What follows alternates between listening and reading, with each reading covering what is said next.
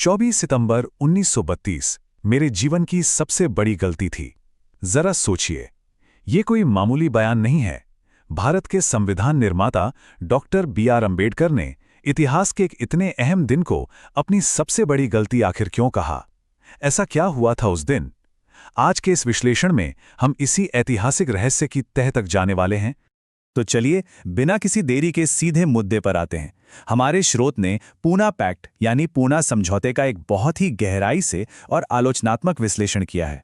ये सिर्फ इतिहास की कोई पुरानी कहानी पलटना नहीं है, बल्कि ये समझना है कि 1932 की उन तनावपूर्ण घटनाओं ने आज के हमारे लोकतांत्रिक ढांचे को असल में कैसे आकार दिया है। आज की इस चर्चा को हम इन 6 हिस्सों में बांटकर समझेंगे। पहला, अम्बेडकर का पछतावा। दूसरा, कॉमनवेल्थ अवार्ड का मिलना। तीसरा, गांधी जी का आमरण अनशन। चौथा, पूना पैक्ट पर दस्तखत। पांचवां, वर्ण व्यवस्था पर उनका वैचारिक टकराव। और आखिर में आज के दौर में इसका असर। चलिए शुरुआत करते हैं अपने पहले हिस्से से, अम्बेडकर का पछतावा। स्रोत यहाँ एक काफी चौंकाने वाला दावा करता है। इसके मुताबिक डॉक्टर अम्बेडकर गांधी जी को महात्मा नहीं बल्कि एक शातिर राजनेता मानते थे। ऐसा क्यों? क्योंकि स्रोत का कहना है कि अम्बेडकर के नजरिए से गांधी हर हाल में पुरानी वर्ण व्यवस्था को बचाना चाहते थे। और सच कहें तो यही वो बुनियादी वैचारिक खाई थी जिसने इन दोनों दिग्गजों के बीच एक बहुत बड़े ऐतिहासिक टकराव की नींव रखी। अब आगे बढ़ते हैं दूसरे हिस्से की तरफ, कम्युनल अवार्ड की जीत। इस पूरी कहानी की असली शुरुआत होती है लंदन के गोलमेज सम्मेलनों से। वहां डॉक्टर अम्बेडकर अछूत समाज का पक्ष रख रहे थे और वो ब्रिटिश सरकार को ये बात समझाने में पूरी तरह कामयाब रहे कि भारत में अछूतों को भी मुसलमानों और सिखों की तरह एक अलग अल्पसंख्यक या माइनॉरिटी का दर्जा मिलना चाहिए। नतीजा, 16 अगस्त 1932 को कम्युनल अवार्ड का ऐलान हुआ। ये तारीख आगे होने वाले पूरे बवाल का एक बहुत बड़ा टर्निंग पॉइंट थी। तो समझने वाली सबसे अहम बात यह है कि इस कम्युनल अवार्ड में आखिर ऐसा क्या था। इसे समझने के लिए हमें इन दो चुनाव प्रणालियों को देखना होगा। कम्युनल अवार्ड ने सेपरेट इलेक्टोरेट यानी पृथक निर्वाचन का हक दिया था। इसका सीधा मतलब था 2 वोट। एक वोट से समुदाय सिर्फ अपना नेता चुनता और दूसरे वोट से एक सामान्य नेता। इसके उलट आरक्षित सीटों में पूरी आम जनता मिलकर एक आरक्षित उम्मीदवार को चुनती है।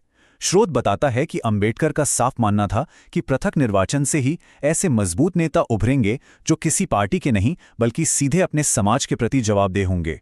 लेकिन ये जीत ज्यादा दिन नहीं टिकी। अब आता है हमारा तीसरा हिस्सा, गांधी का आमरण अनशन। जरा इस टाइमलाइन की रफ्तार पर गौर कीजिए। 16 अगस्त को अवार्ड की घोषणा होती है। ठीक एक महीने बाद 20 सितंबर को गांधी जी इसके विरोध में सीधे आमरण अनशन पर बैठ जाते हैं और सिर्फ 4 दिन बाद 24 सितंबर को पूना पैक्ट पर दस्तखत हो जाते हैं। सोचिए, उन चंद दिनों में डॉक्टर अम्बेडकर पर कितना अचानक और भयानक दबाव आ गिरा होगा। स्रोत इस अनशन को एक बिल्कुल अलग और काफी तीखे नजरिए से देखता है। यरवदा जेल में शुरू हुए इस अनशन का मकसद स्रोत के मुताबिक अछूतों को हिंदू धर्म से अलग अल्पसंख्यक माने जाने से रोकना था। एक बहुत बड़ा दावा जो स्रोत यहां करता है वो ये है कि गांधी ने अंग्रेजों को भगाने के लिए कभी आमरण अनशन नहीं किया, लेकिन हाशिए पर पड़े लोगों को मिले अधिकारों को रोकने के लिए अपनी जान दांव पर लगा दी। इसीलिए स्रोत इस पूरे कदम को डॉक्टर अम्बेडकर के खिलाफ एक तरह की मानसिक हिंसा और टॉर्चर करार देता है। और इसी भारी तनाव और उथल पुथल के बीच आता है हमारा चौथा हिस्सा, पूना पैक्ट पर हस्ताक्षर। उस वक्त पूरे देश का माहौल कैसा होगा, हम बस इसका अंदाजा ही लगा सकते हैं। स्रोत के विवरण के अनुसार एक तरफ अम्बेडकर को खुलेआम धमकियां मिल रही थी कि अगर गांधी जी की जान गई तो अछूत समाज पर भयानक हमले होंगे। दूसरी तरफ कस्तूरबा गांधी खुद उनके सामने अपने पति की जान की भीख मांग रही थीं। इतने भारी दबाव और संभावित दंगों को रोकने के लिए डॉक्टर अम्बेडकर को बहुत ही भारी मन से इस समझौते पर हस्ताक्षर करने पड़े। लेकिन यहां एक बात बिल्कुल साफ कर लेना जरूरी है, ये समझौता बिना किसी शर्त के नहीं हुआ था। पृथक निर्वाचन का अधिकार छोड़ने के बदले में अम्बेडकर ने विधायिका और शिक्षा में आरक्षण पक्का करवाया। स्रोत स्पष्ट करता है कि ये आरक्षण कोई तोहफा नहीं था, बल्कि ये वो भारी कीमत थी जिसे पूना पैक्ट के समझौते के तहत वसूला गया था, ताकि समाज का कुछ तो प्रतिनिधित्व बचा रहे। अब बढ़ते हैं 5वें हिस्से की ओर, वर्ण व्यवस्था पर टकराव, जहां हम इस पूरी घटना की जड़ तक पहुंचेंगे। असल में ये लड़ाई सिर्फ कुछ सीटों की नहीं थी, ये 2 बिल्कुल अलग विचारधाराओं की गहरी टक्कर थी। एक तरफ गांधी का नजरिया था, स्रोत के मुताबिक गांधी जन्म पर आधारित 4 स्तरीय वर्ण व्यवस्था और उससे जुड़े कामकाज को बनाए रखना चाहते थे। वहीं दूसरी तरफ थे डॉक्टर अंबेडकर, जिनका बिल्कुल स्पष्ट मानना था कि जब तक इस जाति व्यवस्था का पूरी तरह से विनाश नहीं हो जाता, तब तक समाज में सच्ची समानता आ ही नहीं सकती। इस फर्क को और गहराई से समझाने के लिए स्रोत एक बहुत ही दिलचस्प और तीखी आलोचना सामने रखता है। बात ये उठाई गई है कि गांधी जी वैश्य समुदाय से थे, जिनका पारंपरिक काम व्यापार था। लेकिन उन्होंने क्या किया? वकालत, राजनीति और धार्मिक उपदेश, जो पुरानी व्यवस्था के हिसाब से ब्राह्मणों और क्षत्रियों का काम माना जाता था। तो स्रोत के अनुसार अंबेडकर का सवाल यही था कि जब गांधी खुद जन्म आधारित काम के नियमों को नहीं मान रहे हैं, तो वो दूसरों को उसी व्यवस्था में बंधे रहने की वकालत कैसे कर सकते हैं? चलिए अब आते हैं हमारे आखिरी और छठे हिस्से पर, आधुनिक समय में इसका प्रभाव। क्योंकि इतिहास की ये बातें सिर्फ 1932 में खत्म नहीं हो गईं।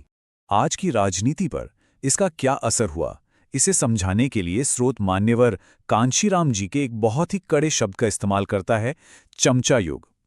इस शब्द का सीधा सा मतलब ये है कि पूना पैक्ट ने समुदाय के स्वतंत्र और सच्चे नेताओं को पनपने का मौका ही नहीं दिया, बल्कि ऐसे राजनेताओं को जन्म दिया जो सिर्फ अपनी राजनीतिक पार्टी के चमचे या चाटुकार बनकर रह गए हैं।